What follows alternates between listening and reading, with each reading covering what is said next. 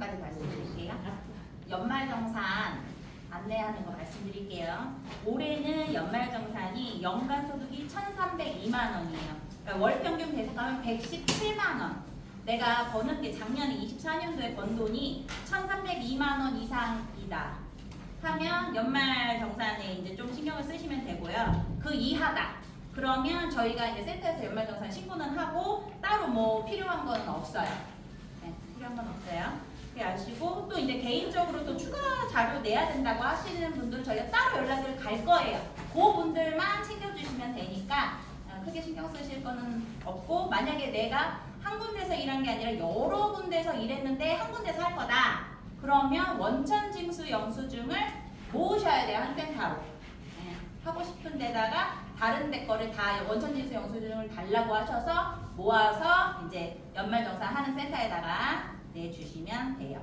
그리고 이번에 연휴가 많은 데다가 27일이 까만 날이었다 빨간 날로 바뀌어가지고 서로 근무 일정을 지금 서로 교차로 확인을 해야 되거든요. 센터에서도 안내를 드리고 선생님들도 안내를 이제 확인을 서로 맞추셔야 돼요. 또 나 일정도 없는데 아무 생각 없이 월요일날 출근해가지고 뭐 퇴근 시간 퇴근 안 된다 뭐 이러면 안 되니까, 또 혹은 가야 되는데 못 가고 이러면 안 되니까 그거 좀 신경 써주시고, 그리고 요럴 때에 일주일이 거의 다 쉬는 날처럼 돼버려가지고 마지막 주에 상태 기록 쓰는 게 빠지기가 굉장히 쉬워요. 이때 누락이 많이 되니까 신경 쓰셔서 내가 한 번이라도 출근했다 그러면 무조건 쓰셔야 돼요. 이번 마지막 주는.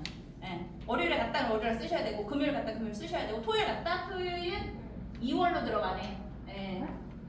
2월 1일이에요. 근데 그래도 쓰셔야 돼요. 일단은 31일이라뇨. 31일날 가시면 쓰셔야 돼요. 31일날 쓰셔야 돼요.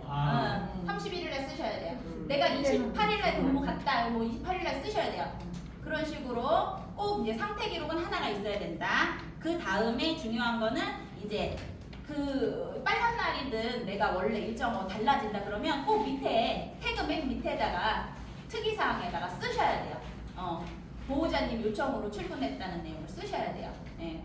그렇게 해서 한 줄 꼭 써주시고, 그리고 일정이랑 만약에 다르게 들어갔다, 병원을 가야 된다, 그래서 일찍 출근을 해야 된다, 아니면은 병원에 갔는데 뭐 하다 보니까 더 늦어져가지고 좀 늘려야 된다, 그러면 미리 연락을 센터에 주시면 돼요. 채팅 쓰시면 되고요. 채팅했는데 반응이 좀 없다 그러면 뭐 전화 주셔도 되고요. 네, 해서 맞추세요. 3등급, 4등급인 경우가 제일 그런 일이 빈번해요. 3시간이기 때문에 그거 가지고 모자라서 조금씩 더 쓰시는 경우들이 좀 있으니까 한 달에 4번까지는 연장 쓰실 수 있거든요. 3등급, 4등급인 경우에만 말씀드리는 거예요. 그러면 꼭 센터랑 조율하셔가지고 이제 그거를 좀 맞추시면 선생님도 근무한 시간만큼 급여 보장 받으실 수 있으니까 그렇게 맞추시면 좋을 것 같고요. 5등급은 연장 자체가 안 됩니다. 연장 자체가 안 됩니다. 그리고 태그 전송하실 때 지금 가사 업무가 많다 보니까 가사에다 많이 쓰시기도 하세요. 근데 가사 최대 90분이에요. 최대 90분. 정서는 최대 60분. 그럼 나머지 다 어디로 가야 되냐? 신체로 가야 돼요. 신체. 예. 신체는 뭐 200분 써도 상관없어요. 그래서 내가 연장하거나 그러면 추가는 다 그냥 신체로 넣으시는 게 편하실 수 있어요. 그래서 가사가 조금 들어간다고 다 쓰지 않고 최대 90분이 권장사항이기 때문에 최대한 그렇게 쓰시면 좋으실 것 같아요. 네, 25년도 됐기 때문에 건강검진 때 새로 하셔가지고 검진표 제출해 주시고, 보수교육은 이제 대상자 관련해서 조선생님 안내 갈 건데 봄에 하시려고 생각 중이라고 하세요. 너무 더워지기 전에 봄에 하시려고 생각한다고 하셨고, 그 다음에 인권교육은 아직 온라인 개강이 안 됐어요. 그때 되면 또 안내해 드리겠습니다. 치매교육 같은 경우에는 신청해 주신 분이 몇 분 계셔서 벌써 이제 신청 다 들어갔어요. 근데 혹여 나 또 관심이 있다 하시는 분은 추가로 또 말씀해 주시면 다음 기회에 또 할 수 있게 도와드리겠습니다. 다 온라인이에요. 시험도 온라인으로 봐야 돼요. 그래서 내가 온라인이 잘 안 된다 하시는 분은 조금 어려우실 수 있으니까 그거는 생각을 하시고요. 이상입니다. 그리고 제가 잠깐만 오늘 교육하겠습니다. 오늘 저희가 해야 될 거는 급여 제공 지침이에요. 여기 제가 자리에다 하나씩 놨어요. 저희가 급여 제공 지침 이제 작년까지 해서 10가지 막 엄청나게 어렵죠. 아주 그냥 머리 쥐나게들 외웠는데 뒤에 써 있어요. 10가지. 그 중에 이제는 우리는 이제 또 한 3년의 시간을 벌었기 때문에 하나하나 좀 차근히 봐도 되거든요. 차근히 봐도 되는데 시간이 많지 않으니까 몇 가지만 보려고 챙겨놨어요. 요건 집에 가서도 한번 보시고요. 이제 뒷장 넘겨서 급여 제공 지침, 응급 상황 대응 지침 오늘 자세히 한 번만 볼게요. 빨리 읽고 넘어갈게요. 네.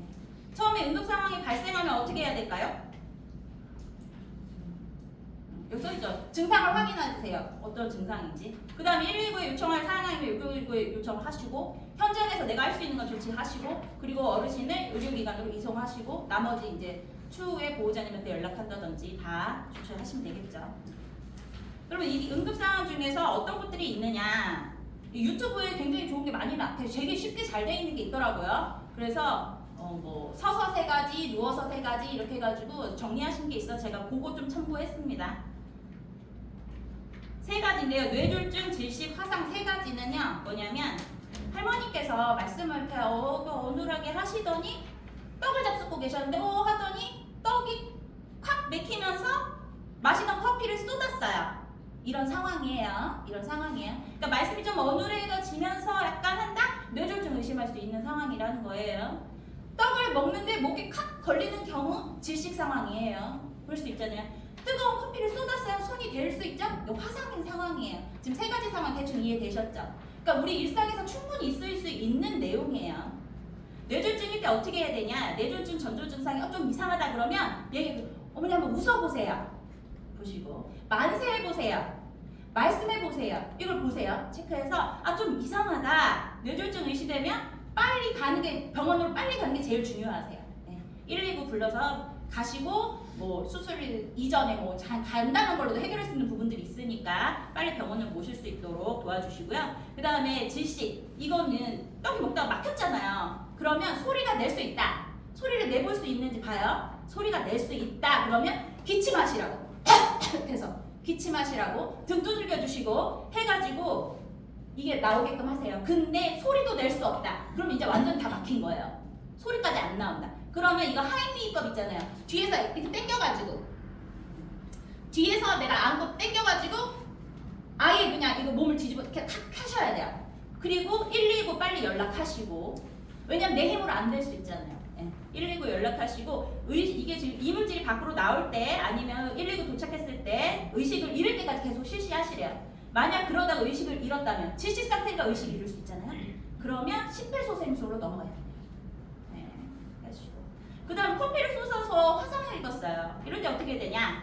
뜨거우면 뒤였으니까 제일 먼저 빨리 차갑게 해야 되죠. 빨리 차갑게 한 15분 이상 차갑게 해서 여기 뜨거운 걸 화기를 빼주시고 장신구나 이런 거 있으면 빨리 빼셔야겠죠. 당연히.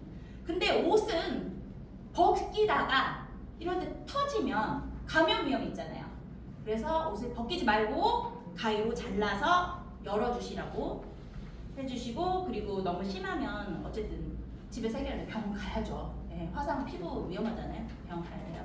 자, 2번째 거 이번에는요 좀 잔인하긴 한데 이런 얘기를 했어요. 영화를 봅니다. 우리 영화를 보고 있는데 나쁜 놈이 와가지고 막 총을 빵 쐈어요. 그럼 총 맞으면 어떻게 돼요? 쓰러지죠. 총 맞으면 쓰러져. 그러면 총 맞았으면 어떻게? 한번 떨어져야지. 덜덜덜 떨어지지. 그 다음에 심장이 멈추겠죠. 총 맞았으니까. 그래서 3가지 사건을 이렇게 연결해 본 거예요. 낙상, 경련, 심정지. 3가지 상황이 또 있을 수 있어요. 낙상 너무 흔하잖아요. 너무 흔한데 우리는 뭘 체크해야 되냐? 의식 확인하시고 통증 있는지 확인하시고 움직일 수 있는지 보시고 낙상 왜 됐는지 보시고 이렇게 보시는 거예요. 처음에 보세요. 의식이 없다. 빨리 119 연락하셔야죠. 그죠? 의식이 있다면 괜찮으시냐고 안심시켜 어떻게 하다가 이렇게 됐냐 확인을 하시고요. 통증이 있어 아파요. 근데 움직이실 수 있는 상황이에요. 그러면 어머니 편안한 자세 한번 취해보세요. 이렇게 하시고 움직일 수도 없어. 아파 죽겠대. 억지로 움직이시면 안 돼요. 아시죠? 그 상태에서 막 내가 편한 자세 한다고 막 끌어당기고 그렇게 하시지 마시고요. 바로 119 연락하셔야 돼요. 그리고 출혈이 있다. 지혈을 하시면서 상처 부위가 심장보다 높게 해서 출혈이 빨리 멈출 수 있도록 도와주시고 수술을 받을 수 있는 경우가 생길 수 있기 때문에 출혈이 마셔요. 네. 바로 하다가 이렇게 병원 가서 수술하실 수도 있기 때문에 물을 드리지 말고요. 예를 들어서 머리를 부딪히셨어요. 근데 나 괜찮아, 아무렇지도 않아 라고 얘기를 하셔도 머리는 그 다음 날이라도 그날이라도 가서 엑스레이 찍어보시고 병원에 가서 체크를 해보셔야 됩니다. 네. 증상이 뒤에 늦게 올 수 있잖아요. 그 다음에 낙상했을 때 충격받은 부위가 열상이나 부종이 있는지 당연히 체크하시겠죠. 경련이 있는 경우 있어요. 경련이 있으면 어떻게 막 주변이 위험하게 있으니까 주변 치워주시고 경련이 어떤지 보시고 당연히 옷하고 이런 거 가볍게 해주시고 그 다음에 머리 수건으로 맞춰서 머리 보호하시고 머리 부딪히지 않게 챙겨주시고 주변 위험한 물건 치우시고 입에서 거품이 나온다? 그럼 이게 질식을 넘어지잖아요? 고개 옆으로 돌리셔야 돼요. 시작. 네, 옆으로 돌려주시고 예를 들어서 보통은 이제 한 5분 이내로 경련 같은 경우는 회복이 된대요. 근데 자주 그러신 분들은 이제 다들 가족들도 알고 하니까 괜찮은데 처음이다. 이분이 전혀 그런 적이 없었는데 처음 경련이 왔다. 그럼 병원 가셔야 돼요. 네. 그리고 이분이 조금 있으면 진정이 될 것 같은데 안 되고 계속 한다. 그러면 병원 가셔야 됩니다. 심장이 정지됐다. 의식도 없고 맥박도 없고 호흡도 없다는 거예요. 이거 진짜 응급 상황이죠. 119 바로 신고하십시오. 119 신고하시고 거기서 얘기하는 거 어떻게 해야 되는지 지시사항에 따라서 도와주시면 되겠습니다. 네, 그 외에도 응급상황 굉장히 많고요. 대처하는 방법도 선생님들 다 잘 알고 계세요. 사무실 오시면 이쪽에 보면 응급상황 대응 지침이라는 지침이 있어요. 이런 거 있거든요. 그래서 오셔서 혹시 시간 되시는 분은 열어서 사장님 보셔도 좋고요. 그 다음에 어르신 댁에 가면 어르신 댁 파일에 보면 거기도 응급상황 대응 지침이 있습니다. 그래서 살펴보시면 업무하시다가 또 응급 상황에 잘 대처하실 수 있을 거라고 생각해요. 감사합니다.